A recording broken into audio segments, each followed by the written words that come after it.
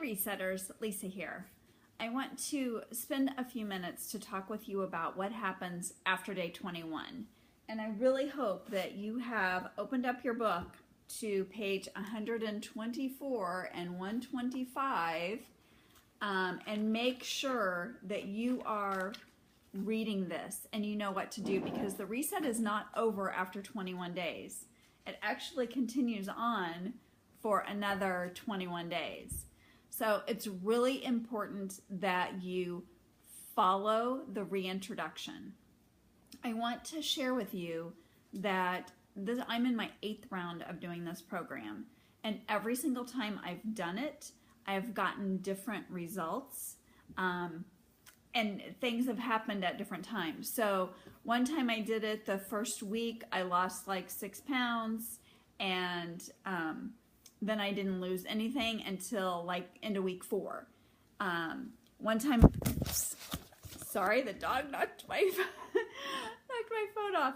One time I did it and I didn't lose any weight whatsoever in the first 3 weeks, but it was the following 2 weeks that I started to lose weight and actually lost 8 pounds in weeks 4 and 5.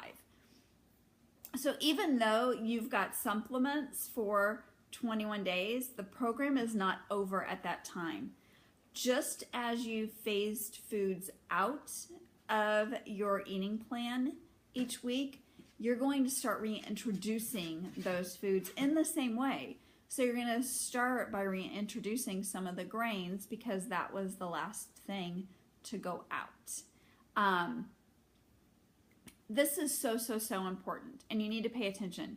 So this is how I used to eat a lot of brown rice, but doing this, it was how I figured out that brown rice, my body doesn't like it. So the first time I had brown rice after those 21 days, my stomach completely ballooned out, and it was completely distended and hard, and it was gross, and I felt horrible. So I don't know why brown rice, but I don't do brown rice anymore. I can do quinoa, which is what I do for like some of these meals that call for brown rice within the reset, because I'm not going to put something in my body that I know it's intolerant to. When I started adding nuts back in, and I'm giving you these examples just so you know that you could have a wide range of things happen. So walnuts, I used to put walnuts in my Shakeology all the time, like Chunky Monkey. I would have walnuts and a little bit of banana in my Shakeology every day, and that was my favorite recipe. Okay, so I wanted to add walnuts back into my shake. So what happens when I added walnuts back in my shake?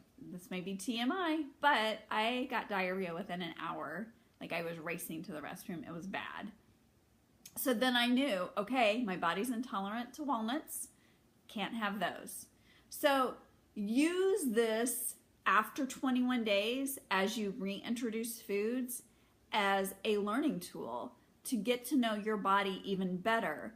Because if you're somebody who has held on to weight and haven't been able to release that extra weight, more than likely your body is intolerant to foods that you're putting in it, but it's not been given the opportunity to learn what those are, because we continue to put them in, just like I had done. You continue to put the foods in our bodies, and we don't feel great, but we don't know why, and it doesn't make sense. But until you do the cellular detox, where you are eliminating all of the toxins, as many as we possibly can from our bodies, and then as we start to reintroduce foods, that's how we learn, okay, yeah, my body is not happy with that, I can't have that. And then, you add other things and you don't have any reaction. So, I mean, reactions could be just like a distended stomach, as I had mentioned, abdomen. It could be diarrhea. It could be belching. It could be sweating. It could be disrupted sleep pattern. It could be any number of things. So since I've done this so many times, just speaking from my personal experience, my recommendation to you would be, if you really want to get the most out of this program, you are going to add one new food in every 48 hours. Not any more than that, just one thing every 48 hours. So it's going to take you a while to get back into what you can learn as being a normal meal plan. But that is what I would suggest for you. So just like how we would reintroduce grains, then in week 5, you could start reintroducing some legumes and beans and see if you have any effect with those. And then in that 3rd week post-reset, that's when you start introducing some lean, I recommend even grass-fed or organic animal proteins. You want to introduce those very slowly because animal proteins are incredibly hard to digest. You're still not reintroducing any dairy, okay? No dairy. And you want to be really careful if you're a coffee drinker not to reintroduce that too soon either, because although there can be a number of health benefits to coffee, coffee really messes with your pH balance, and we've been having these power greens every day to normalize our pH. And if we start drinking coffee, that's going to throw our pH completely out of whack again and make it more acidic. And we really want it to be more towards that normal mark of 7 in the pH scale. So some of you may be freaking out and thinking, oh my gosh, I thought this was only 21 days. And you know what? It could be only 21 days for you.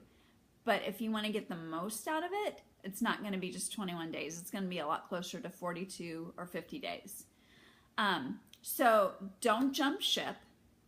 Stick with it. You have invested not only money in doing this, which is one thing, but something that's much more valuable than money is time. And it takes time and commitment to prepare all of these meals, to plan your supplements, to make sure you're doing everything in a timely fashion.